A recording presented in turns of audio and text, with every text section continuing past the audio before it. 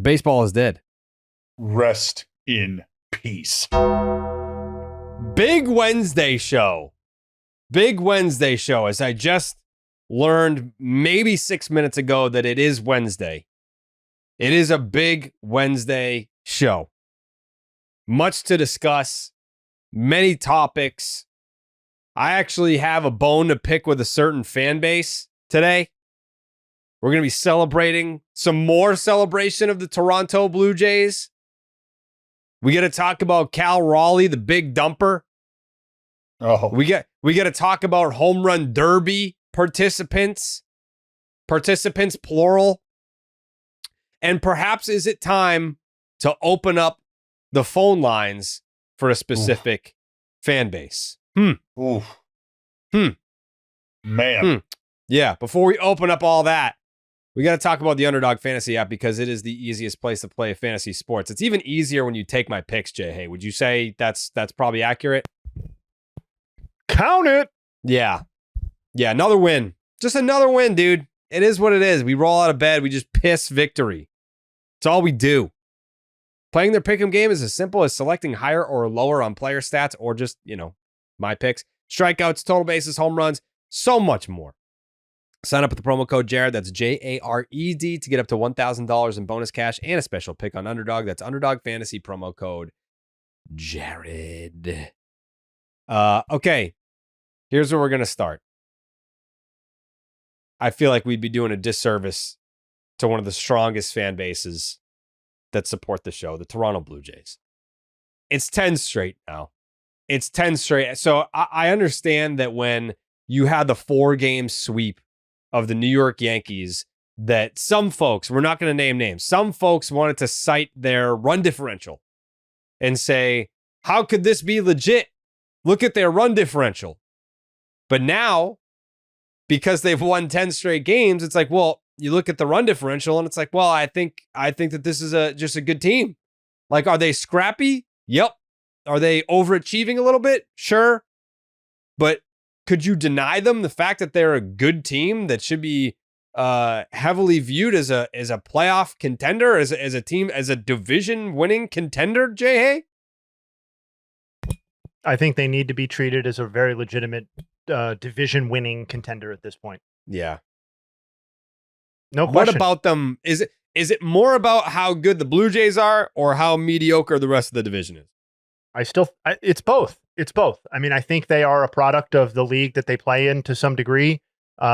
We have talked about that before. It has to apply to them because it applies to all the other teams as well for the most part. But I think it is way, way more about us having, specifically us, the industry overall, having completely underestimated this team. And I think they correctly estimated themselves internally. They were, at least lightly mocked for how aggressive they were in terms of their pursuits this offseason, or how they viewed themselves, or whether they were going to retain Vlad versus trading him, etc. And as we stand here at this recording, to answer your question with numbers, they're 91% to make the playoffs, and they're 49% to win the AL East, which is the highest mark, as you would expect, in the division. For both of those, they're the highest to make the playoffs and the highest in the win the division in the AL East. They should be considered in a group with the Yankees as I think the two that are going to compete for the division. I'll ask this question to Dallas, but I want both of your opinions on this.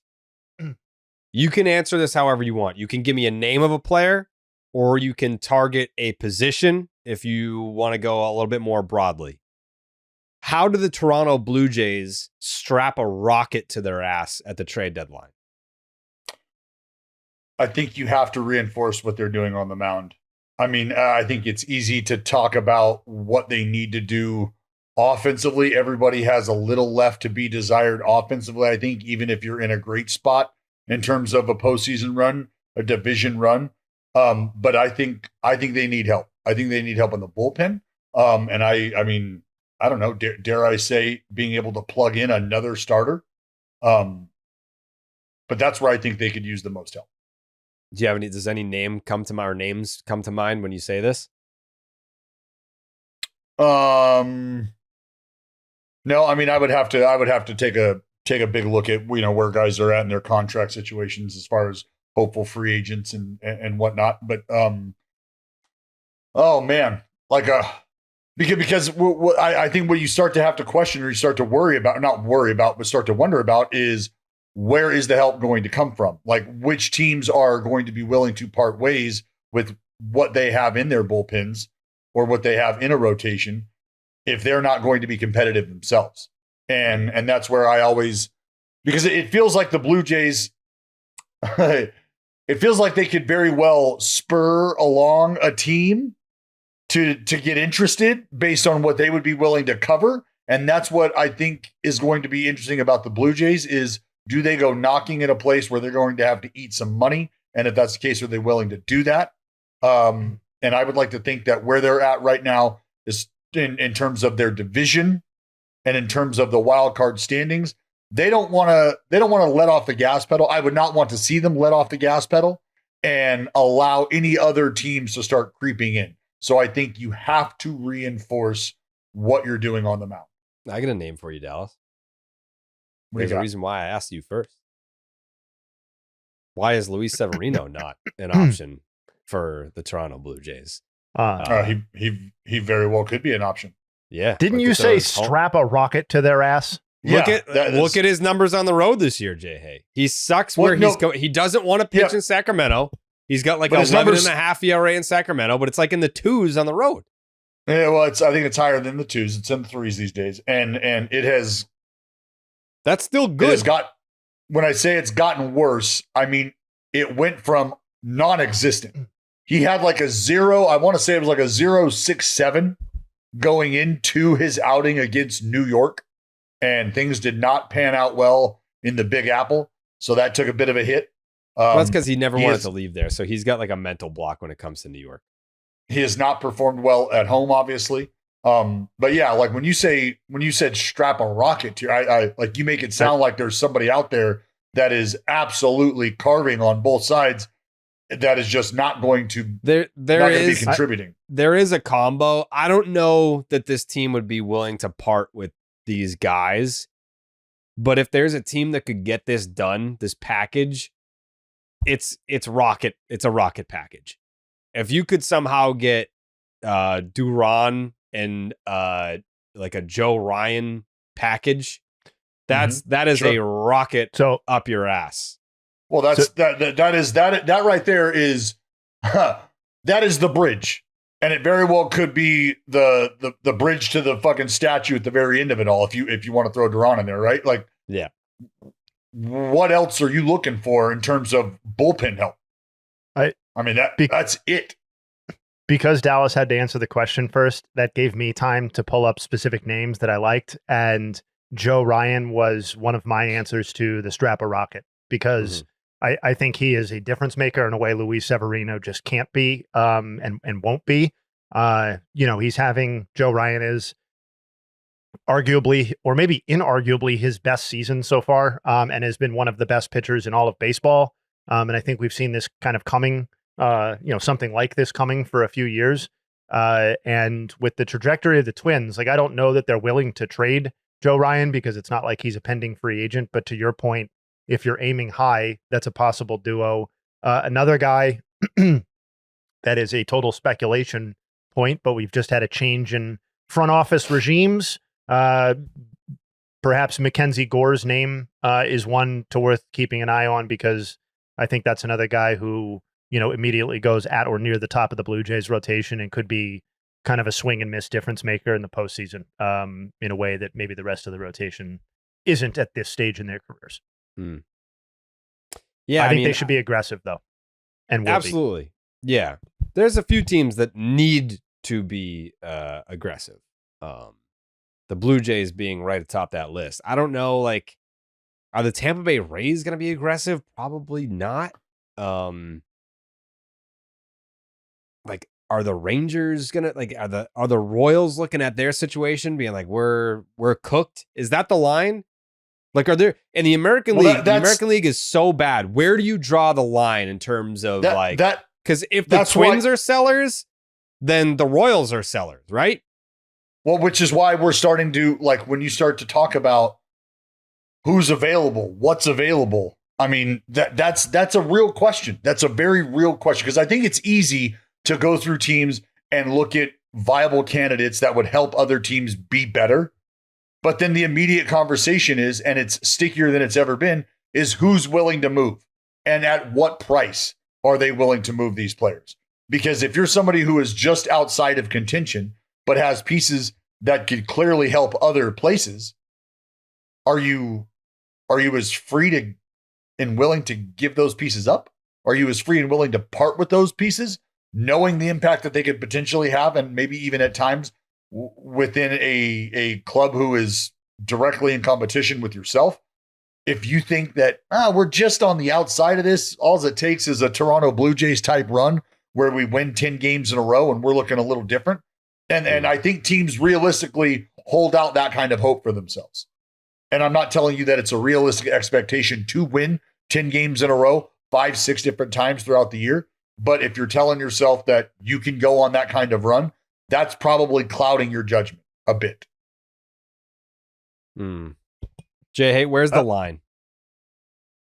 I mean, I think it's right around where you're talking. I think the Royals are a fascinating pivot point, though, because I do feel like they could view themselves the way Dallas is talking about speculatively, that, hey, we're just a run away from getting back into the wild card mix, if not, the division's out of hand, obviously, but the wild card. But I also feel like there's part of me that looks at the Royals situation still with a level of overall optimism as it relates to 2026 and beyond, because you do have Bobby Witt Jr. under contract. You do have pieces both on the mound and offensively, even if the overall offensive picture has been extremely ugly this year. Like, I feel like this is almost something where maybe it's more of a reshuffling or a retooling for next season, or in anticipation of getting back on the competitive track next year in a way that you're not this year. Whereas for the Twins, I feel like maybe it's more of an existential, like where are we going and what are we doing sort of thing, because they're both not young and not dynamic, particularly in the present, We're not even talking, and here's to my point. This is the exact point that I'm making. There's a team that neither one of you have said a word about right now that is sandwiched in between the two teams we're talking about the right Angels? now. Exactly. But that's my point. If the line is the Royals, Jared, if the line is the Royals, but we're having a very real conversation about the Twins and them having options and them kind of being on the fence about where they're at, each and every one of those teams from the Twins up is 4 games out. The Twins, the Halos, that's and the why Royals. It's weird, right? Like, I think I know. If we were having this conversation with baseball fans, we were like, all right, we're going to do like word association. The Angels would be like, ew. And it's like the Royals, it's like, they could go on a run. And it's like the Twins, it's like, they had promise, but like, they'll probably be sellers. They have the same exact winning percentage. Those 3 teams have the exact same winning percentage, but we feel differently about all 3. And I believe that what has already set in, has already taken hold, is the understanding of where those teams really and sincerely fit in the postseason race and in a postseason push. And I think their rosters have a lot to do with how you feel about it. And it's one thing to be excited about what the Kansas City Royals have in place and have in place for the future, but doesn't that make it all the more disappointing? Yeah. Oh, yes. No question. That makes it all the more disappointing. So now if you're the Kansas City Royals, what about this viewpoint? But not hopeless, right? Not hopeless, but they're not hopeless, but if you're in the same conversation as a team, if we're back to the word association, if you're in the word association, but you are lumped in with the then I don't know how much of a space there is between the and the Well, like, where do you fit in? Are you just sort of That's why the space is that one of them has Bobby Witt Jr. under contract. That's it. That's the space. Right, which is my point. Like, I think out of those 3 teams, as it pertains to the trade deadline, I still circle the Royals, because it's like we've already invested so much. And we've called up our top prospect who homered last night. Like, so we have all this going for us. Why not, continue to push? Why not be not Not look at the winning percentage and be, oh, we're tied with the Angels. I guess we got a punt. Or it's like, we really need some help. Let's go get that help because I believe in the pieces that are here right now. Like everyone penciled us in as a playoff team to start the year. Like that talent is still here. So why not, try and help them out a little bit? Yeah, no, I mean, I agree with the sentiment in terms of, and I think that's the take home message is where you're at right now. Do you believe that, because is it fair to say, well, I think it's more than fair to say, but what are the Royals? Are the Royals, are they underperforming more than they are playing closer to who they are? Yeah. Is that how you guys feel? That this is and I dare I say egregious, but this is a bigger example of them not performing to their expectation, or is this closer to them being who they are? But I mean, I think I might split the middle, as boring of an answer that is, but I think even that I'm leaning even a little bit towards this is closer to who they are says something in itself, right? Like I look at the offensive contributors specifically, and I think basically outside of Vinny P, every person is doing a version of what I think is within the bounds of what they could have anticipated doing. And for a lot of those guys, it's the lower bounds, but it is within the realm of possibility. And I think it's within the realm of possibility of what you can expect for them moving forward too, which is probably even more alarming. So like, that's what I said. Now, yeah, go ahead. Well, no, Jay. So now we're getting to my point. And that's, okay, if this is who they are, or if this is maybe closer to who they are, then how do you, what sort of rocket or rockets do you need to propel this team?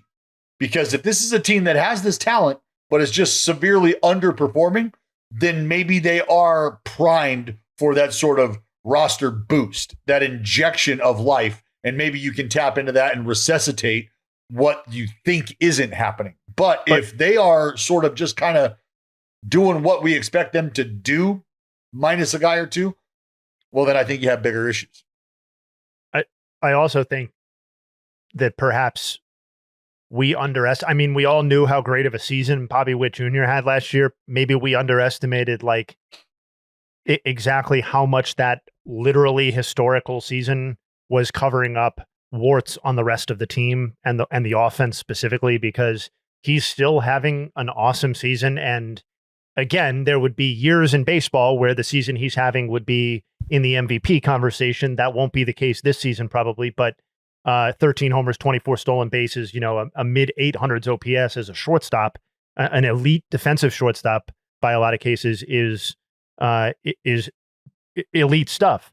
But it's not last year, and it won't be last year. It doesn't look like, and the rest of the offense is just dreck. And I know I said I was more optimistic about them over the medium term than like the Twins or the Angels were brought up. I would lump the Angels. I feel exactly like what you guys did with the but because I don't know how you fix this offense in one offseason without Caglione taking a massive step forward over the remainder of the season and Vinny P hitting a lot more like he has over the last month and a half than he did over the first month and a half of the season. Like, you need all of those things in place, and then you still need to fix like 3 or 4 offensive pieces on a team that's not exactly going to be spending hundreds of millions of dollars every offseason. So, because Jared, if you're going into the Minnesota Twins and you're plucking Joe Ryan and you're plucking Johan Duran, like, why the fuck are you going to Kansas City? Why aren't you grabbing Lucas Ursek? Why aren't you taking Carlos Esteves? Why aren't you looking at the best pair of boobs in Kansas City in the rotation? Why aren't you going there? I like the Twins package more. I do.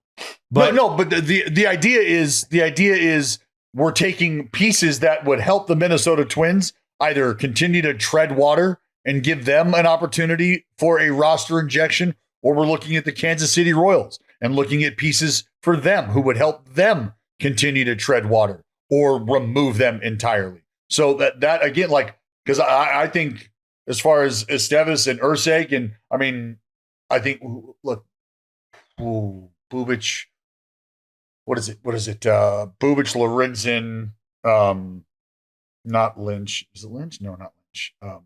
Lugo. I'm trying to go through their rotation right now because Reagan's is hurt. Noah Cameron. Cameron's been making starts. Yeah. Mm-hmm. But I mean, and that's the thing is you look at their bullpen or you look at their fucking starters, they've got 5 or 6 dudes who have made all the starts, all of the starts. And it's not like I got to say that their rotation has, for better or worse, been been solid. I know a lot of people would, I know we're going to move on from the Royals. I know a lot of people would point to Reagan's performance specifically and be like, well, how can you say that that's not a huge factor? And of course it is, that he's only thrown 48 innings with a 5+ ERA. But I think when you look at the whole rotation, to your point, that has produced what you would have expected or better, because what you haven't gotten from Reagan's, there's no way you can convince me you expected a 2.56 in 63 1/3 and 11 starts from Noah Cameron. And I don't think even the most optimistic greatest pair of boobs in Kansas City fans were expecting a 2.36 in 103 innings so far through 17 starts. So like on the whole, you've gotten what the rotation probably should have delivered, but the offense is like the worst offense in baseball. Yeah, not well. I mean, that's where the severe underperformance has occurred, is offensively. Because I think when you look at what the guys in the bullpen have been able to do for the most part, and what the Royals rotation that you just touched on, Jayhay, has been able to do, you would think that those 2 performances with any sort of viable offense would have them in a much different position. Something to keep an eye on. Yeah, something to keep an eye on. I just want to point this out to you, Jayhay. Roman Anthony has caught Jason Dominguez in wins above replacement in 50 less games. So you're calling that a win for me, right? Yeah. Because I'm obviously Mr. Roman. Well, you're also Mr. Dominguez as well. So it's kind of like a... What's his... where are we at on him? Let's check in on that bet. Yeah, I believe you're losing. You are. Okay. What do we have? Was it an OPS bet? It has to be, he has to have a sub 800 OPS and a negative defensive run save. Both of which he's achieving at the moment. So I am a loser on this bet right now, but we'll see how it goes. His OPS is not that far away. His defense looks like it might be a problem, because if you're already at -4, I feel like that's going to be an uphill battle to not be. I like to see it. I like to see it from Roman Anthony. He's making a strong argument to try to crack my starting rotation. Yeah, God bless. I like it.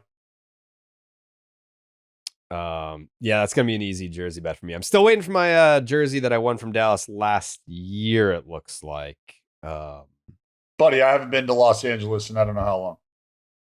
Yeah, so that'll be. I guess that's coming. I don't know. We'll see. Yeah, it's coming.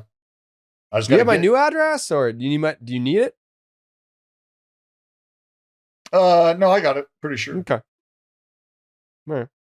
I'm just making sure you got it, because haven't got my jersey or anything. I got it. All right. Yep. You wrote it down, or? Yeah. I got it right there. Okay. Oh, it's right there? Okay. I got it. Oh, wow. I'm glad it's right there. That's good. That's good. Right there. See? Yeah. I got it written down right there. See? Yep. Got it. Yep. Yeah. Speaking of jersey bets, Dallas gaslit me into buying him an O'Neal Cruz jersey, even though I didn't lose a jersey bet to him. No, you did. You did. He gaslit me into buying him an O'Neal Cruz jersey, which is a great segue into saying, welcome to the Home Run Derby, O'Neal Cruz. Also Byron Buxton. Okay. Yeah. Mm-hmm. Yeah. O'Neal Cruz. Or not O'Neal Cruz, but Byron Buxton, Atlanta boy. Yeah, I love to see that.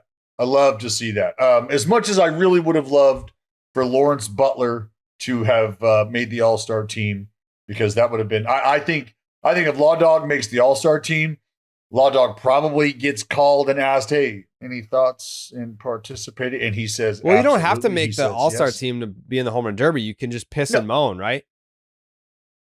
Well, I mean, you probably had to hit a few homers in between to allow you to piss and moan publicly. Okay. And so I think for one of the pissers and moaners that you may be identifying, that had happened for that fella. So much so that he got the piss and moan chain. So he was wearing the piss and moan chain around town, and that matters. That matters. So for Lawrence, no, he's not beating down the door of 40 plus homers year in and year out yet. No. So I can understand if he also his home runs don't even go over the fucking fence. So well, how they did do. We end Jared, up talking about Lawrence Butler because it's Dallas. He got to talk first, so obviously it was going to go Lawrence Butler. I got so confused for a second. I was like, wait a second. I thought we were doing Buxton, Byron Buxton, Atlanta. I don't know how we got on Butler in Atlanta. Butler. Yeah. That's how we got there. It's an easy roadmap to how we got there. Yeah, like we're gonna talk Mizorowski in a second, and Dallas is gonna be like, "So Jay Willie, brother, the thing about Jay Willie." Yeah, he get inside out 99. So Mizorowski wants to throw that fucking 99 mile an hour chaser in there. You watch Jay Willie just shoot a hole, shoot it, shoot it. Yeah, no, I'm excited. I'm excited about the O'Neal Cruz edition. I know that like Buxton had the quotes about his son. And you know how his son wanted to see him do it, and but O'Neal Cruz, like when we did the Derby in 2019, that was a hazard. Like you were in the line of fire when Vladdy was up there. This is probably going to be that potentially, probably worse. What do you mean potentially, Jared? As long as they've been tracking baseballs with StatCast metrics, this dude has been lighting up the metric. Nobody hits it harder than O'Neal Cruz. So if you have a small child that has an opportunity to participate in the shagging of home run derby baseballs, I might have that child grab a water break when O'Neal Cruz comes up. Like just think twice about it, because there are going to be some absolute. This again leads me to, I think there should be a round with metal bats, and this would be absolutely fucking electric. I just saw John Morosi on MLB Network said that Joe Ryan is being monitored by, quote, a number of teams, including the Red Sox, as a potential trade candidate. John Morosi under control with that report on a Wednesday, which is what I heard about on Monday on this very program. On Monday. Well, the clock's ticking. There was a moment on this show where I said, I think Craig's cooking something up. And it seemed like it was red hot on Monday. Then on Tuesday, yesterday, it had kind of fizzled. So I don't know if Morosi's kind of just reporting. Reigniting. I think he might be reporting the Monday smoke. Because Tuesday it had fizzled. Like it was kind of like Twins Red Sox being like, yeah, like this could be great. This could be a great idea. And then by Tuesday, the Twins were like, they woke up and they recovered from the hangover. And they were like, oh, this maybe wasn't the best idea. That's something that we didn't really get into is the conversation, the meeting that you had with Craig Breslow. Yeah, we were going to hit an ad read, I think is what you said. No, well, if you want to get back to that story after, that's fine. But yeah, we'll be here. Well, we were like, I feel like we're not, speaking of like the Twins, we weren't doing Byron Buxton any justice. Like you just kind of blew O'Neal Cruz, but you didn't say anything about Byron Buxton. Do you have anything to say about Byron Buxton? I did. What'd you say? I did. I said how cool it is that the guy from Atlanta, that the Atlanta boy is going to be there in his hometown participating in the home run derby. You talked about how his child is somebody that spurred that along, which I think is really cool to be at a point where as a player, it's your children who are like, Dad, would love to see us smash homers. And he's like, you know what, dude, I can do that. Yeah. I can do that. Let's go enjoy that. Yeah. So that's kind of how we wrapped all that up. But how does that relate to Nick Kurtz though? You know? Oh, I think very easily. Nick Kurtz has light tower power. And if you want to see a guy, I mean, I'm not sure where the 2027 All-Star game is or even next year's All-Star game, because I'm still in 2025 now that I think about it. Yeah. I mean, who knows? We could take this thing out to Pennsylvania somewhere. Yeah. Just do you know? Real fast before you hit that ad read. I just wanted to say about Buxton and O'Neal Cruz joining that I'm just extremely pleased for Lawrence Butler. Yeah. This is big for the Law Dog. Yeah. No, I just wanted to make inside sure the park home run, first pitch First pitch of the home half last night, Jayhay. I What was a locked weasel. in. I'm not What a even weasel. I'm not even too proud to say I fell asleep to this game to the sultry sounds of NBC Bay Area last night. Baseball. Crazy's that. Lawrence Butler wastes no time, swings at the first pitch. This one deep out to center field, and the berm. It's in play, and Lawrence heading to third. He's going to come home. Here's the throw. It's not going to be there in time. It is a home run. Lawrence Butler with an inside the Parker, and that's an exciting start for the Athletics, up 1-0. Also, not the only inside the park home run last night. I don't know if you saw this, Dallas. You want to talk about a real Bay Area team? You want to talk about a team that actually plays in the Bay Area? Well, boy, do I have something for you. Patrick Bailey, inside the park, walk-off home run. Bailey, it's a high drive. Way out into right field. It is off the bricks. This game is tied. Bailey's on the move. Bailey's on the move. And the game is over.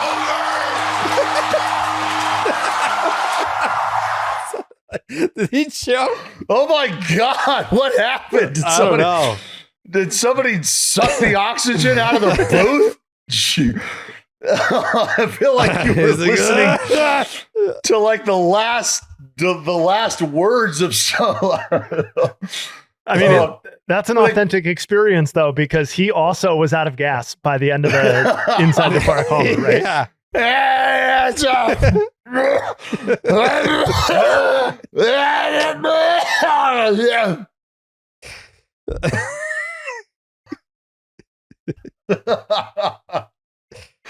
was great.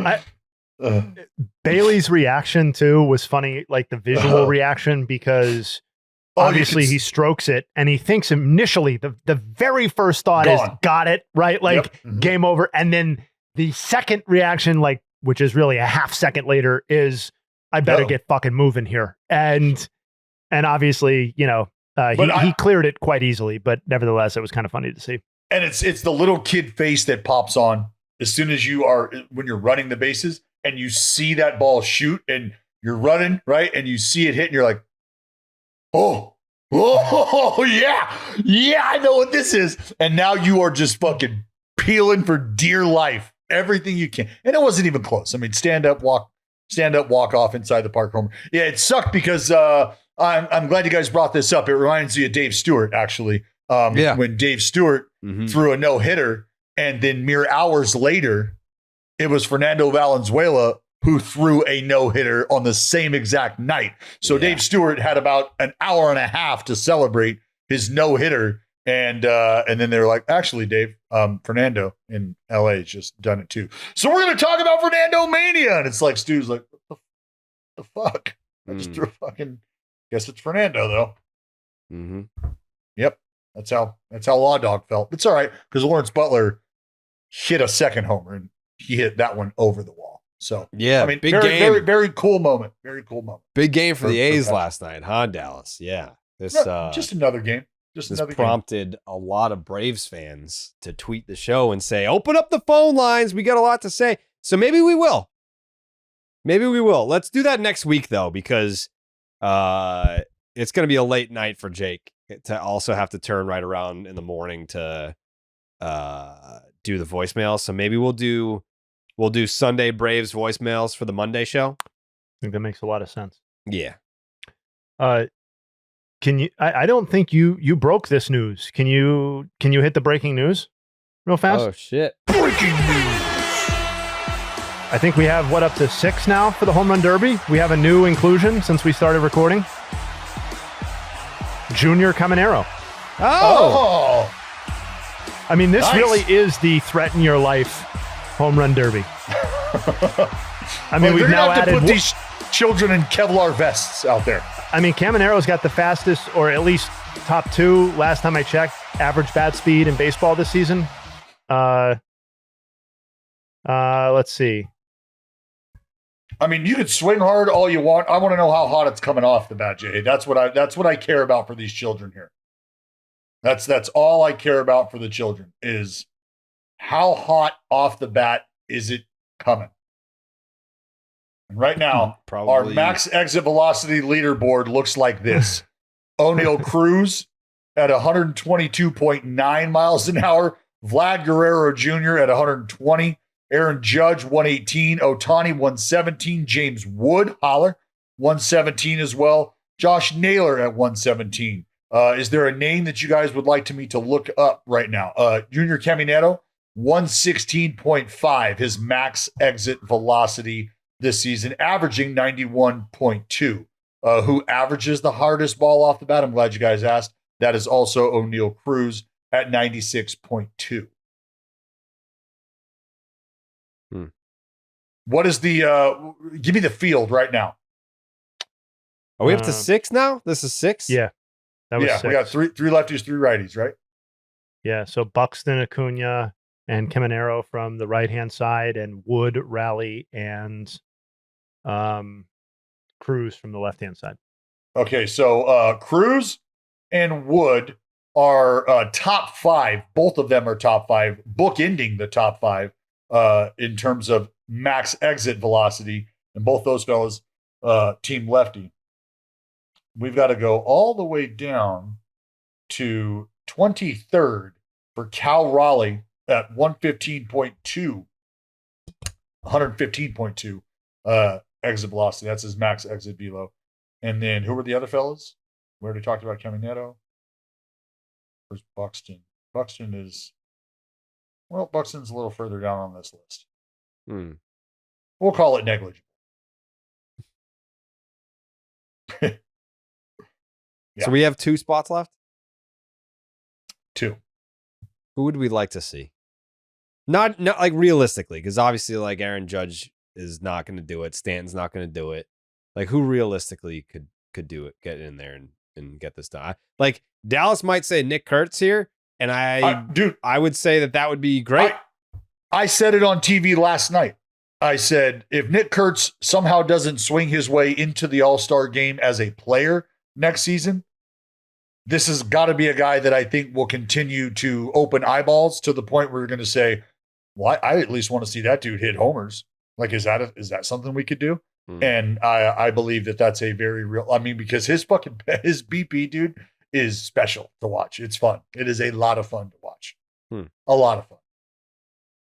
I feel like a lot of people got to say no before they ask people that aren't all-stars, but I think it'd be great to market him and to, like, if he can go in there and put on a show, then who cares if he's an all-star or not?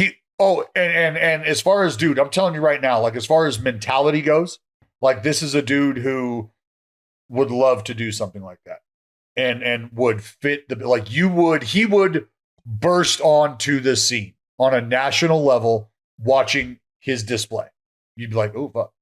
Okay, I like this dude. Who's this dude? I like this guy. This guy's tasty. Like, that's how I feel Nick Kurtz would perform. Jayhay, do you have a name? Kyle Schwarber, not a unique or creative name, but a name that I think would round out this field pretty nicely. Hey, I'd also throw, if we're looking for a little bit more of a reach or a guy that would have to fall under the not going to play, but would need to be invited anyway.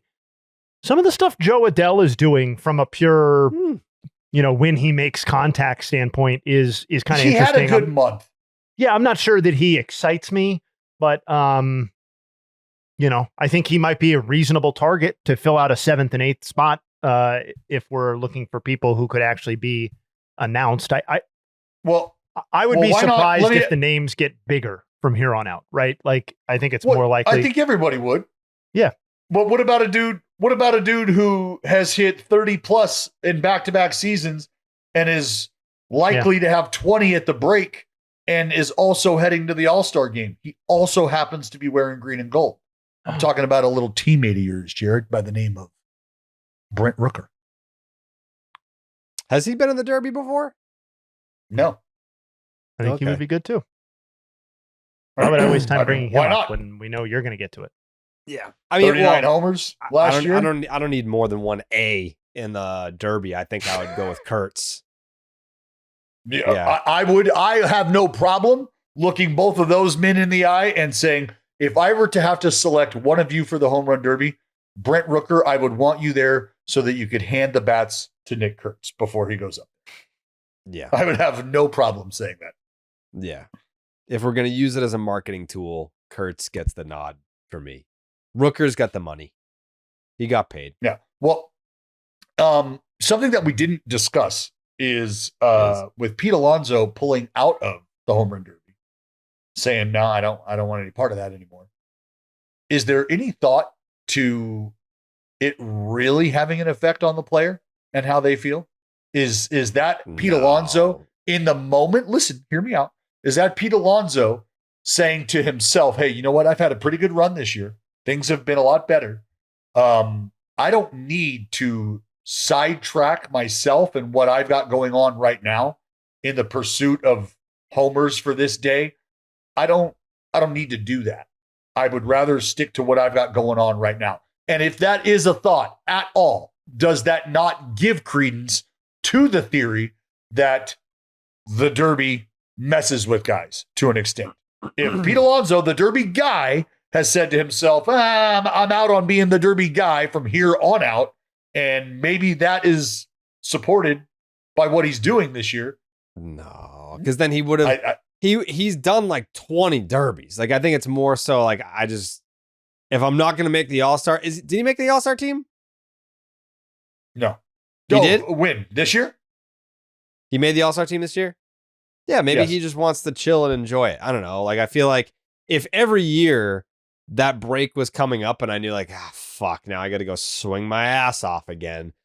At some point, I'd be like, yeah, it'd be cool to just enjoy it. You know, like if I'm going to be an all-star, if I can just like sit on the sideline and enjoy the event instead of participating every single year. Like if you've participated so many times, I don't know. And you've also won it. It's not like he's chasing it anymore. No, fuck that. I think want my Derby guy to, I want my Derby guy to want to have that fucking belt ripped off of him. I want my Derby guy to be a Derby guy, not a Derby guy for a few years and then ready to pass the torch. I don't even think he passed the torch. I think he just left his boots in the ring.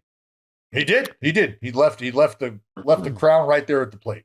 I think this is just a cold, calculated decision. I think this is largely a financial decision. I think this is, and I'm not blaming him for that.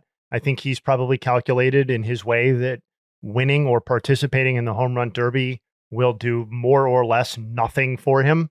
Because remember, he's in a contract year, right? And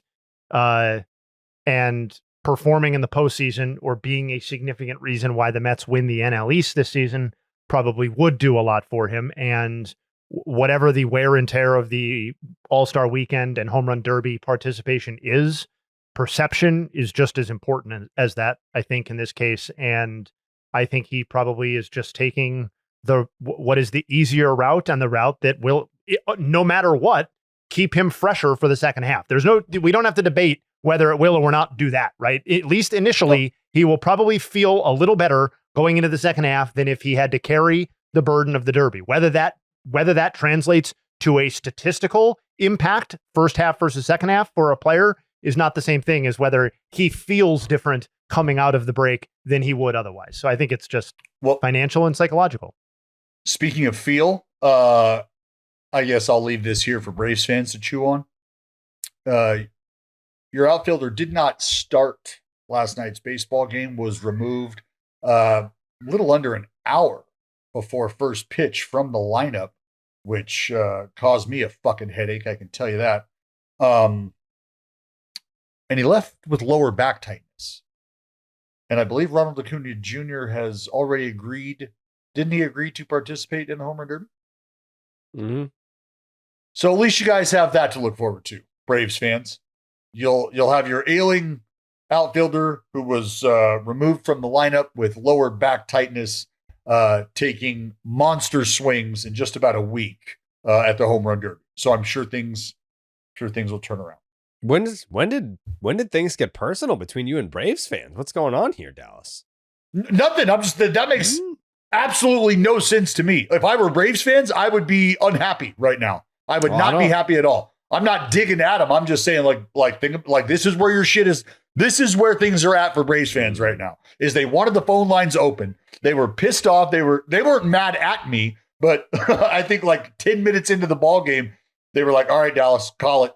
Open the phone lines. This is absolute garbage." They were not happy. And now at the end of not at the end of the ball game, but at the beginning of the ball game, you find out that Ronald Acuna Jr. not healthy, lower back tightness, but he is also participating or is scheduled to participate in the home run derby. So I'm just curious to see how that plays itself out, because you say we're only 2 away from filling out that field.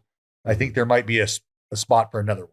All right. Yeah. Okay. We'll put 2 A's in. Are we dumping on the A's, or are we dumping on the Braves? Whoa. Is you that want what to, we're you doing just now? sure. Did you just get excited to do I don't- that, Jayhay? Well, I'm not like, I don't want to go full dump. I just think, like, just to toss out something we were talking about pre-show, like, I just feel like a lot of these instances where we have conversations about, look at this run that this organization or this team is set up to do over the next half decade or decade. Like, I just think this is another reinforcement that more often than not is you fail to achieve that. And it's extremely, extremely difficult to do. And that's part of what makes runs like the current Dodgers run or the famed 90s Braves run in a different economic environment so special, is that, or what the Yankees do generally. But I just remember how we were talking about the Braves in 2023 about that offense. Was it the greatest offense of all time? And then from that postseason forward has been nothing short of, I think, relative to expectations, massive, massive disappointment. Whether they are the biggest disappointment this year, I think is an idea that was tossed around. I think that's totally legit, but I just like the vibe, and I think just the practical window for this team feels so different. It's different than the Cubs and how that all disintegrated from the World Series title, because the order of operations was a little bit different. But just this idea that what we expected to be like a 5, 6, 7, 8 year run, all of these guys under contract, outside of a few guys, almost everybody, particularly offensively, everybody has regressed massively to a point of being closer to liabilities than they are assets in some cases, like Harris and Albies, which is just crazy. Yeah. That walk-off, that Patrick Bailey walk-off, it was the third time I'm seeing, only the third catcher in baseball history to have an inside the park walk-off home run. The last time it happened was in 1926.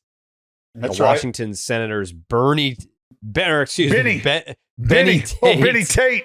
Benny Tate and Pat Moran did it in 1907 for the Cubbies. Yeah, shout out Angel Pagan, who was the last guy to do it for the 2013? Giants, 2013.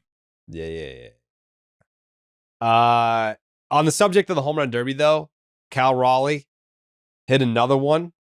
It has broken the record for the most home runs before the All-Star break, a record that doesn't take, you would guess it on your first guess. The kid, Ken Griffey Jr., had a 26-year run of holding that record. Most home runs before the All-Star break in Mariners franchise history, 35. And Cal Raleigh said, "You know what, Ken Griffey Jr., fuck you." That's what he said before he hit the home run. And now he holds the record. What a run, dude. What a run.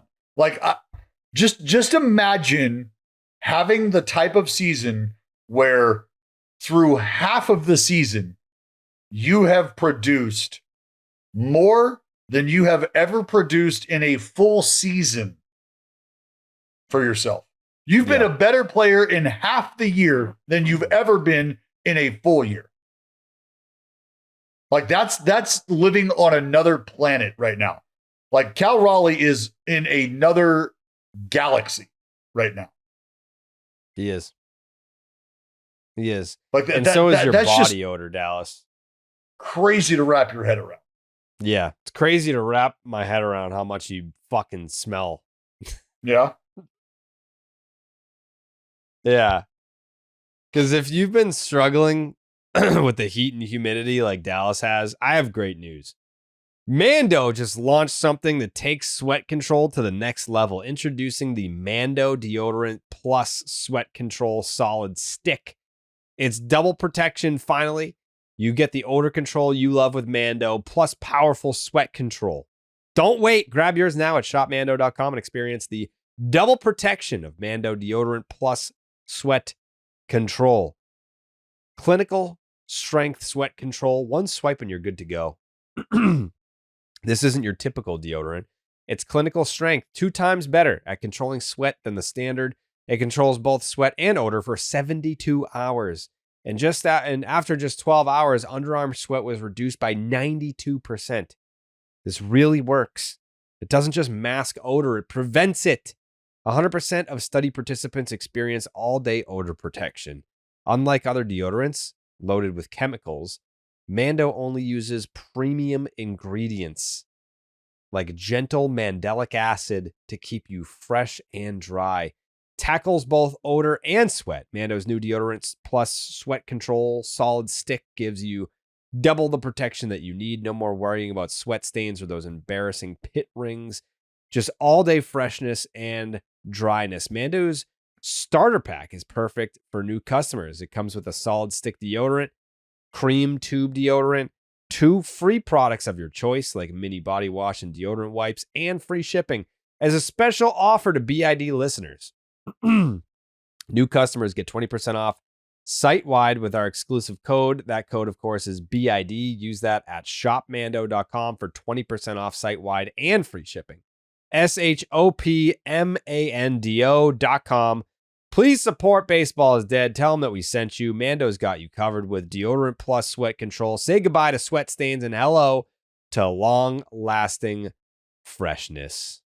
Shopmando.com. Remember how earlier in the show I said I had a bone to pick with a fan base? Yes. It's not always about the money, Spider-Man. It's about the Mets, baby. Love the Mets. All right, baby. Let's go. Get a home run, baby. Love the Mets. Let's go, Mets. All right, so you know I love the Mets. I love the Mets, baby. It's all about the Mets. But I got a bone to pick with Mets fans.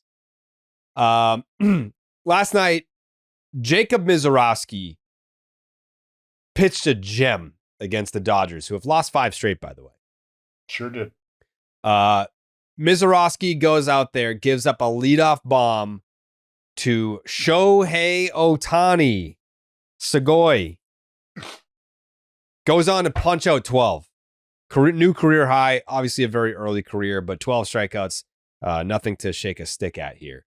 So I said, Dallas, one day, this is going to be the answer to Jacob Mizorowski's welcome to the big leagues moment. Like, what was your welcome to the big leagues moment? Giving up a leadoff bomb to Shohei Ohtani. And I had a parade of Mets fans tweeting me, being like, hello, Brandon Nimmo hit a grand slam off him his last time out. Hello, we scored 5 runs off of him, blah, blah, blah, blah, blah. And my response to that, Mets fans, also Brewers fans were getting testy as well. They'd be like, okay, what happened after that? Well, what happened after that? Like, I didn't say he sucks. I wasn't making fun of him. I just said, if you give up a leadoff home run to Shohei Ohtani, that for a rookie in your, 3rd, 4th big league start, that is a welcome to the big leagues moment that you're never going to forget. Doesn't mean you suck. It doesn't mean that you're having a bad outing. It was a leadoff home run, and he pitched awesome the rest of the way. So I want to say this. 50 years from now, when Jacob is bouncing his grandkids on his lap and he's saying, yeah, I used to pitch in Major League Baseball. You know the name Shohei Ohtani? In my 5th big league start, I gave up a home run to Shohei. And then I struck out the next 12 and we won the game. He's not going to be like, 50 years ago, I gave up a fucking grand slam to Brandon Nimmo.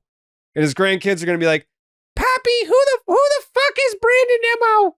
I'm sorry, no disrespect to Brandon Nimmo, but who the fuck is that? And he's going to be like, Exactly. So do you want to hear more stories about Shohei? That's how that's going to go. That's why it's the welcome to the big leagues moment. Really good old man voice, by the way. Thank you. Thank you. You're welcome. But do you get my point, Mets fans? Do you understand where I'm coming from, Brewers fans? Like, yeah, he gave up a grand slam to Brandon Nimmo, but like when he's old and gray and retired and telling stories of his career and what was your first, welcome to the big leagues moment? He's going to remember giving up the home run to Shohei Ohtani, who will by that point be remembered as maybe the greatest player who ever lived. He's probably going to forget all about the grand slam that he gave up to Brandon Nimmo. Again, no disrespect to Brandon Nimmo, but like, which one has more real estate in the brain when you're 10, 25, 50 years removed from the event? Probably the Shohei Ohtani leadoff home run. I mean, that very well could be. And I understand that you needed to take your stance there and say what you needed to say to both fan bases who were attacking you. And you felt like, well, you weren't going to be able to say all of that over Twitter and get people to understand where you're coming from. Yeah. And all that is just a lack of understanding of, what that question means when you ask it to a player. They understand what you mean. Players understand that that moment could be a moment where you succeed. It could be a moment where you fail, but it's a moment where you realize and it becomes very apparent to you, oh shit, this is the big leagues. This is ridiculous. This is a little different. It's a little different. And so for Mets fans, I can understand why they're saying, how is it not the Nimmo Grand Slam? This guy's supposed to be all world, throwing 100 miles an hour. And he didn't realize that this is the big leagues. You can't leave shit over the middle, even to a guy named Brandon Nimmo. That's where the Mets fans are coming from. I think that the exchange, there wasn't an exchange, but it was just comments, right? Kershaw initially asked about Mizorowski and who he was, and he sort of, very coyly played it off like, oh, isn't that the like twist your ankle on the mound guy? Like, isn't that who that is? Like, I'm not sure who that is. Is that who that is? Like the guy who throws 100? Well, he's like, well, everybody throws 100 except me. So he was sort of downplaying who Jacob Mizorowski was. And then Mizorowski goes out and gives up the leadoff homer. And I said this, like I was legitimately watching the game on my app, and it fucking froze, glitched or whatever. I went to reset it and reload it. By the time I got back to the game, the clip I saw was Shohei giving high fives and I was like, what happened? It's 1-0. Or what happened?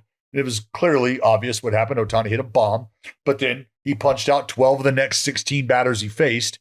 And at the end of it, you have Clayton Kershaw, who is talking about what he just saw and the stuff that he just saw. And he said the only thing that was better than the actual stuff was the command that this kid was showing. And the horsepower with command, he paid respect. He put respect on him. Was like, that's good. That's really good. And so maybe his moment could be, I squared off against Clayton Kershaw, a guy who said he didn't know who I was, but at the end of the game, he knew exactly who I was. So big league moments come in all different shapes and sizes, and they come in different forms of success or failure. But ultimately, it's that, holy shit, I am here. And a moment that I saw was his last at bat against Ohtani, where I believe he walked him. And Ohtani checked at the pitch and had to like walk. I don't know if he either checked at the pitch or was maybe just trying to he was going to check and then avoid the pitch, and kind of stumbled out of the box a ways down the line and just kind of was like, oh, and Mizorowski acknowledged in the same fashion, and then you could see him just sort of smile almost at Ohtani, like just a little, like a smirk on his face, and he was absorbing it in the moment, like, holy shit, this is because he looks like he's 16 years old. He looks like somebody put the bat boy in a uniform and sent him out there and was like, buddy, have you seen the bat boy throw BP? This dude's got a fucking arm. Just wait. And then it's 103. He's just dominating people. It's so fun to watch. So fun to watch. Jay, I thought it was a lot of fun to watch. I mean, not to exactly repeat what Dallas said, but that's a great way to say it. I thought the way you guys laid it out was perfect. It was there was a chapter storybook element to it. Not like a fairy tale, just like that there were different chapters along the way. including, as you said, culminating with the guy who just reached 3,000 career strikeouts, kind of acknowledging, oh, all right, that's who that is. But I thought, just to add a few things, when he walked Ohtani, which you just brought up, I thought I saw a recognition in Mizorowski that or like a level of disappointment because he had not wanted to walk these guys and hadn't walked anyone up until that point. Mm-hmm. And he was almost like, damn, like I almost got through this without putting anybody on base that way. And just the idea that in that inning, you could feel the stars of the Dodgers in a way, kind of like fighting or doing, acknowledging and also fighting to do. And this is a way of acknowledgement, doing anything they could to try and get, like, Ohtani drew the walk in what was a very difficult at bat. Like, he was fouling tough pitches off. That was not easy stuff. And then if I recall, Mookie reached on at an infield single, right, where I think it was technically fielded in the outfield eventually, but where he beat out the hit on a not very hard hit ball, and eventually he gets out of it. But that required an Andrew Vaughn, kind of diving stop down the first baseline to save what could have been an extra base hit.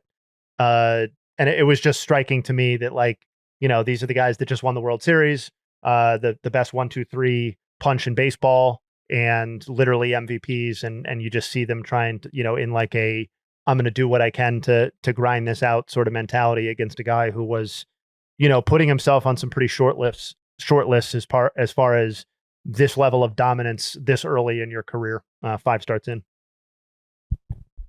Been a lot of fun to watch. Also, he didn't give up a home run on a heater. No, 0-2 curveball. Yeah. I think if it was like, if he was trying to blow 102 past Shohei and he just touched him, that would have been hell of a moment. But either way, still impressed. He continues to make adjustments at the big league level, I think is kind of what we're seeing here, where, you go out there, you get touched up by the Mets, and then you face a Dodgers team that isn't playing well. It's like, okay, do you get starstruck? You get starstruck by the fact that you're facing a lineup full of MVPs? No, you go out there and dice them up. So it's always fun to watch. Gentlemen, any other news and notes that you want to hit on today?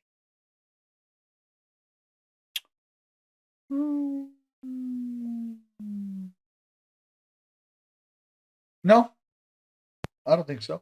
Oh yeah. Jesus. We have got Tyler Glasnow back on the mound. Yeah. I that's tonight, right? This afternoon. Yeah. This afternoon. So I saw it in the rundown, and it says Glasnow returning to Dodgers rotation in a few hours. When I read it first, I was like, damn, Jayhay, that's crazy. I thought it said for a few hours. Like, wow. Like cold-blooded. Yeah. No, I'm a Glasnow guy, just like everybody else on this pod. Correct. Yep. Yeah. That's a sexy man that'll be out there. What is he? Well, where does he rank in? Like, what's his percentile for extension? It's got to be like 98. Oh, it's extremely high. He's second in baseball, behind the guy we just talked about, Mizorowski. Okay, that would make sense. Yeah, his percentile is 100. So I think I think Dallas nailed it. Yeah. Because Mizorowski probably doesn't qualify for whatever leaderboard is populating that automated thing. So there you go. Makes sense. All right. Did we get any nugs for the folks today, Justin Havens? Yes. And this is less of a nug, but more of a call out. I'm addicted to historic achievements now, coming off of Kershaw reaching 3K and getting to, really lock in on it. So Verlander starts today, and he enters, he's not going to do this today, 33 strikeouts away from tying Walter Johnson. Walter Johnson for 9th all time. That's not a nice round number like 3,000, but he's already past that. So we're in even fucking Johnson. It's Walter Johnson, who's basically, for anybody who likes to do baseball reference stuff, for anybody who is a baseball historian, likes anything related to baseball history, Walter Johnson is the gold standard for basically anything that comes before, like Bob Gibson and Sandy Koufax. So, this is fun, and Verlander will inch his way towards that. And I hope this is something that we're able to celebrate, come like September or something like that. Or August. I won't limit the black ink. The black ink is strong. Yep. This is not my research, so I don't want people to think I'm robbing other people, but I did want to make sure that these nugs were read on the podcast because of how cool it was last night. Dallas's boy, Elmer Valo, on June 25th, 1943, was the last A's player to hit a leadoff inside the park homer. Obviously, we all know Elmer Valo, one of the great Slovakian baseball players of all time. Or Slovakian ancestry. From the other side, it was the first walk-off inside the park homer, Bailey's was, since Tyler Naquin hit one for Cleveland, which I'm sure we all remember, August 19th, 2016, magical 2016 season. So great. It was great. It was also, it would be anyone's signature achievement, I guess, but up and down Guardians career for sure. Well, Cleveland career for Naquin. And the first for the Giants since Angel Pagan did so May 25th, 2013. And as you said, I believe you already said he's the third catcher ever to do so. Mm-hmm. Those names are Benny Tate on August 11th, 1926, and Pat Moran on August 4th, 1907 for the Cubs.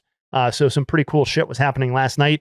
From the Derby side, Buxton announced, obviously, as we said, 8th different Minnesota Twins player to compete in the Derby, or will be, and the first since Miguel Sano did so in 2017. And as you might or might not remember, lost to Aaron Judge in the finals. Morneau was in the contest in 2007 and won it in 2008. So there's some Twins context for you. And from the Pirates side, this is what's much more interesting to me. The bar for O'Neal Cruz to become the greatest Pittsburgh Pirate in home run derby history is pretty much couldn't be lower. He is the 7th. He will be the 7th to participate in the Derby, and the first since Josh Bell did so in 2019. But check out this nug. No Pirate ever has advanced past the first round. Jason Bay, I believe, hit 0 in the home run derby the year that they did the countries. He represented Canada not well. No. Was that in Boston too? No, that was I want to say San Francisco. Was that when I think it was like Bobby Abreu represented Venezuela? I could be way off on this. I'm looking up what year it was. I know what year it was. I'm looking up where it was. Hold on. Who represented the DR? Was it Vlad? No, Poppy. It was held at Comerica Park. The 2005 home run derby was, and that was the year that Jason Bay participated with the Pirates. Let's see. It was, Jason Bay 0. He represented Canada. Mark Teixeira represented the United States. He got 2. Andrew Jones, Netherlands, 5. Hee-Sup Choi represented South Korea, 5. David Ortiz for the DR. Carlos Lee for Panama. Pudge Rodriguez for the hometown Detroit Tigers and Puerto Rico. And Bobby Abreu for Venezuela. Bobby Abreu won the Derby. Yeah, like in theory, great concept, but like, yeah, you're missing out on a lot of thump by just having one guy per country when like most of the big boppers are not going to be like Canadian. Yeah. I think ultimately fans of all creeds and nationalities want an entertaining home run derby above all else. Yeah. And unless you're going to stock the stadium with significant chunks of each cheering section, then I just don't really know what you're achieving other than probably long stretches of quiet. Yeah. And now batting, it's the cleanup hitter from Cameroon. I mean, that nobody asked for. Yeah. Think about what Canada got when Jason Bay delivered 0 home runs. I guess they only had to go to Detroit. So if they were going to come to one home run derby, that was a pretty good one for them to go to. But, just in terms of commuting, Doesn't take long to get from Canada to Detroit, in theory. The others Pirates we're really laboring on here. The other Pirates to participate were Bobby Bonilla in 90, Barry Bonds in 92, Kutch in 12, Pedro Alvarez in 13. And again, never once advanced past the first round. Pedro Alvarez. Yeah. Pedro I always just laugh at that name, and I'm not laughing at the player at all. It just, so one of my, like, I was just like, what the fuck, what is going on right now? I remember I was out on the field early one day, just, I don't know, fucking around, working out, whatever. And I see Pedro Alvarez walking in the outfield, and he's just like walking, and he's got two coaches with him. And it's like, I'm thinking like, this is like a heart to heart. And then they get to a place in the outfield.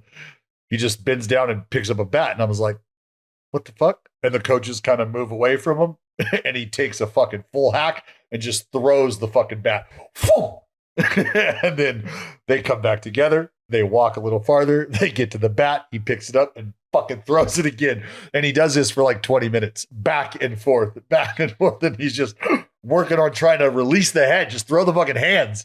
And I was just thinking to myself, like, this is where he's at right now. Like this, he's just not even BP, just literally throw the fucking bat at it. Do whatever you got to do. So it's always just been one of the funnier things that visually I've absorbed on a baseball field. War Games, Pedro Alvarez. PCA. I'll have more heading into the All-Star break stats, but these are ones that I've already looked up. What? I just said War Games, Pedro Alvarez. I'm sorry. This is a good one. Dallas, go ahead. I have an idea in my head. So 9 big league seasons. 7.2. Yeah, it's not good. I'm gonna say, hey, 7.2 is a good answer. D. I'm gonna tail you a little bit. I'm gonna go 8.4. 4.9. Oh, whoa. Pedro, baby. Damn, son. Yeah, no defensive value will get you. In fact, I'm going to guess negative defensive value, actually. Yeah. He had let's see, 5 season stretch where he was averaging 27 home runs a year. 32 per 162 games, 32 a year. Yeah. I mean, there was sick pop. Pop. Yeah. Led the league in homers in 2013.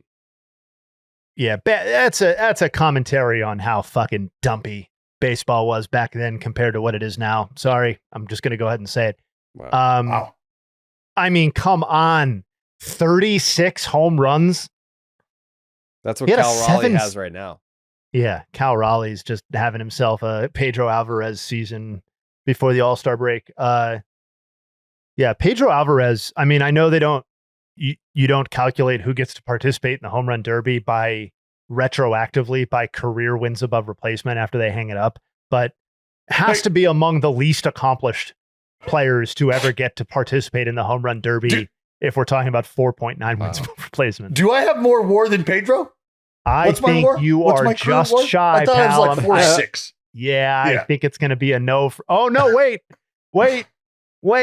I'm seeing 5-1 today, buddy.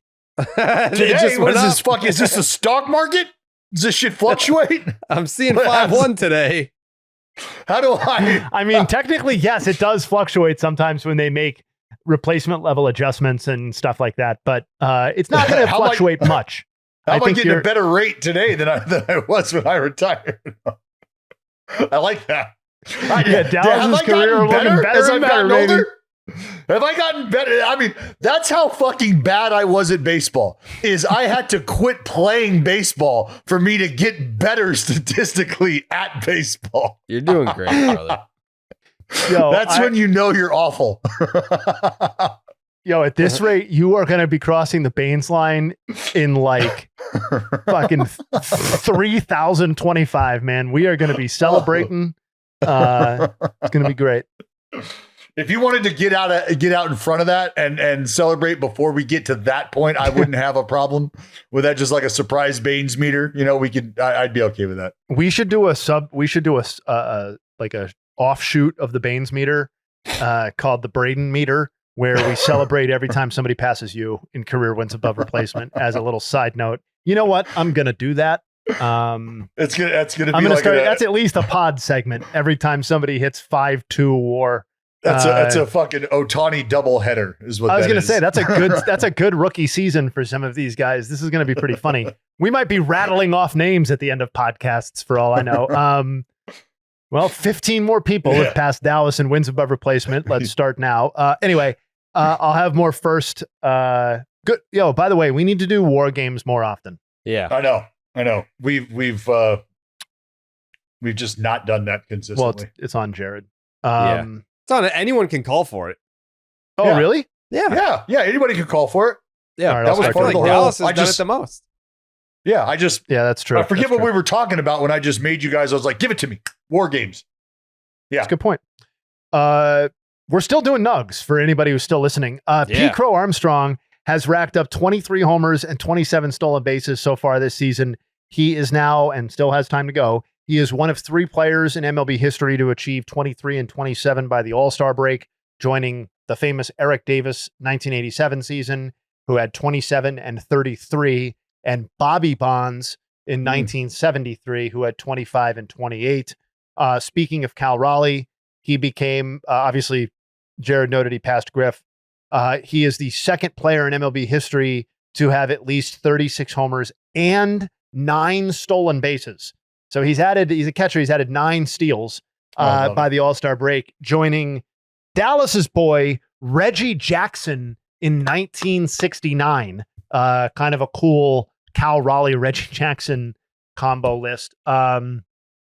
Mizorowski is the last 4 pitchers to have a start featuring 12 or more Ks, 1 or 0 walks, and 1 or 0 runs allowed within their first 5 career appearances. It's Mizorowski, DJ Hers in 2024, who fucking ruins the list. No offense to the Hers family. Shohei in 2018, and Kerry Wood in 1998. Mizorowski also joined Freddie Peralta in 2018 as the only pitchers in MLB history, not just Brewers history, to have at least 33 strikeouts and no more than 12 hits allowed through their first 5 career appearances. And we will end with some A's and Red Sox Nugs. Nick Kurtz has been mentioned plenty on this podcast, is in Jared's Pick'em today. First 23 games of the season was slashing 208, 259, 299. That's a 558 OPS with 1 lonely little home run. Over his last 30 games, he's slashing 279, 367, 685. That's a 1.052 OPS with 13 homers. The idea of him in the Derby seems a little less silly with every passing day. Rafael Devers, former Red Sox player. I looked this up because I was curious. This is not necessarily pinning this on the ballpark because how many games has he played at home, really? But when pulling the ball with the Red Sox, he was hitting .404 with an .885 slugging percentage this season. Since being traded, he's at .267 with a .333 slugging percentage. And Brian Bayo delivered the start of his young career so far last night. He became the youngest Red Sox pitcher with a parentheses 9-inning complete game featuring 10 or more strikeouts and 1 or 0 walks. Wait. Since, Let me guess. What's the year? well, that's going to give it away, All unfortunately. right. And I said the youngest, not the first. Remember, the youngest. The youngest to throw a complete game with 10 or more strikeouts, And 1 or 0 walks. 1 or 0 walks since Clay Buchholz. So Clay is slightly older, was slightly older than Bayo is now. The answer is your namesake, sir. The Rocket. Oh, Roger Clemens. Wow. Roger In 1986. 88. 88. Another good Rocket year. Yeah. Great Rocket. Yeah. Wait, wasn't his 20 strikeout game in 86? Yes. But he was he was walked? younger. No. He was younger than Bayo in 86 for sure. He was Got it. also younger than Bayo in 88. Got it. So it's just he's So just most the youngest recently. since. Yeah, Yes. Yeah. Yep. Got it. We're on the same page. Yeah. And those are the Nuggs. The award-winning Nuggs. That's right. Show off that trophy, Jay. Hey, look at that shit. An That's Emmy. An Emmy I for think the it's Nuggs. shinier today. I think it's shinier today than it was yesterday. Yeah. Because I Poor shined it. Allie. Poor Allie. Jayhay is just like, can you fucking shine that thing again, please? Like it's crazy, man. Dallas, do you have any final thoughts? Yeah, I'm sure you guys caught wind of this, but part of me wanted to joke about it. Part of me has just thought what is going on, man, with players these days? Rafael Devers, big leagued Will Clark, not once, not twice, multiple times, apparently in pursuit of pregame ground balls.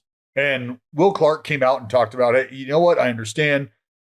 Like, we're at home and with the Red Sox in town, does he want to be fielding ground balls over at first base right in front of their dugout when that was something that, was obviously an issue at home, blah, blah. So I understand that. But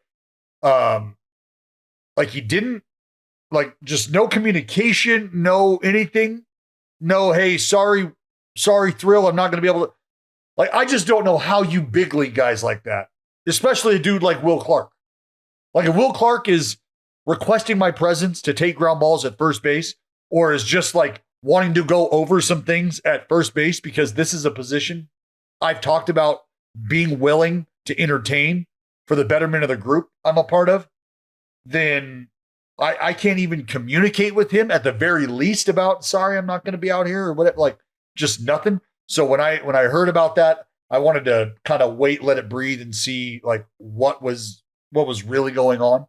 But it's just disheartening to think that in a clubhouse where David Ortiz should have no problem walking in and being received on a heroic level is something that doesn't happen in Boston. And I'm not saying that Rafi was a part of that, but now Rafi in San Francisco, big league and Will the Thrill, I don't know, man. Well, what is going on? What is going on? So that was crazy. You'd probably say that the Red Sox made the right move then, maybe? Well, I mean, that was nothing that I think from an outsider's perspective, and I'll say me being a part of the outsider group, wasn't very aware of in terms of his attitude, his behavior, things he was willing to do, things he wasn't willing to do. I was as up to speed as anybody on what Rafi was all about. And now to see it within a matter of 2 weeks or so, rear its head in a brand new place, not great. But I'll say this about Rafi too. Something else that you have known about him, Jared, is his willingness to man the post, his willingness to just play the game of baseball. He's out there right now on one leg. I'll say it. I don't know how many other people are going to say it for him. But he's out there on one leg right now. And I've watched it pop up multiple times where he could have been on second base. He could have grabbed an extra bit, and he just doesn't because he can't move. But that's not keeping him from entering the lineup. So do with that what you will. But yeah, that was just something that kind of, it's like, fuck, man. Will the Thrill? Will Clark, bro? That's your boy. Will Clark? Yeah, well, that's my point. You're, and I mean, maybe I feel differently. The other day when we were in San Francisco, yeah, I basically ran into the open arms of Thrill as he just kind of looked at me and was like, hey. And he put his arms out and I was like, oh, Will. Yeah, just fucking super happy to, I don't know. That's just how I feel about the game's greats, man. You do. I mean, that's your absolute boy, though. That's A1. That's Well, yeah, QB1 for you. Yeah. Yeah. All right. Family Feud tomorrow? Feud. Yeah. We won. We were too good last week, Dallas. So here comes the fucking. Here comes the hammer. Here comes the inside job. Oh boy. Yeah. Here comes Jayhay. This is what's going to happen. And these are going to be All right, award-winning questions. That's what. You guys ready? Here, let me just get my bifocals on. Question 1, paragraph 1. So after the Civil War, it was. Now that I'm getting to the Civil War questions. That's a good idea. 4 minutes later, we're done with question 1. So if you can apply the algorithm I left you, go ahead and do the math, and then we can get to the. Fucking can't wait. Fucking save it. Fuck. Oh, gonna be gosh, something. they're already making excuses, folks. You heard it, Discord. No. Let's No make them pay. Pay for greatness? Yeah, that's right. That's what America's all about. We're going to tear you down. Yeah. That's what the media landscape's all about. We build you up here on Family Feud, and we're going to tear you down. Oh, fucking. Hypocrite Havens Hussein looking to make Family Feud great again. Whoa. Wow. Hypocrite Havens. We just keep tacking on Names? parts of that nickname, huh? Hypocrite Havens Hussein. Triple You H. said it. You said Triple H. Hunter Hearst Havens. the new Triple H. Hypocrite Havens. Wow. it. Hypocrite Havens Hussein. Hussein. I think it rolls. I think it rolls right off the tongue. Triple H. Wow. Anytime now that we're gonna like start to play Family Feud, we probably won't even use the Family Feud theme anymore. It'll just be like, It's time to play the game. Time to play the game. Time to play the game. yeah, I can't have the new Triple H in power right now. I don't know how we got nothing here. you can do about it, baby. Yeah. All right. By the time you knew I was in power, it was too late. It's already too late. He's already become too powerful. We'll see how that goes tomorrow. We'll see you guys there. We go.